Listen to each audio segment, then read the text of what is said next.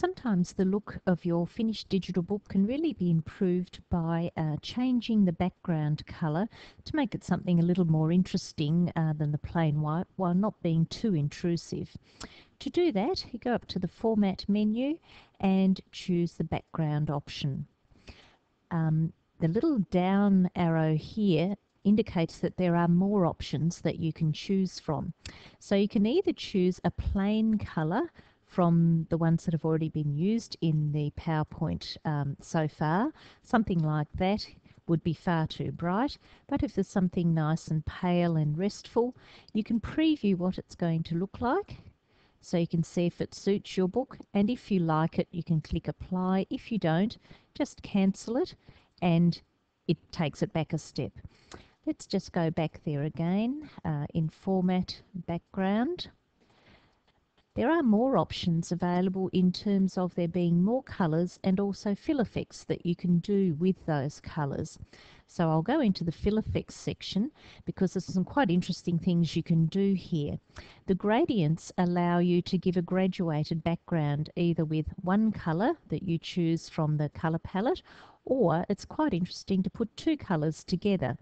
Usually you need something fairly subtle, so a couple of colours that are fairly close to one another on the colour spectrum. And in my recently used colours here, there's not really anything very close to my pale blue.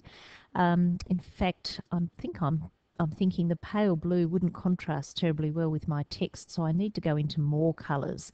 And I'm thinking I might go for something very subtle for one colour, and then perhaps the blue I might go for perhaps a peachy tone.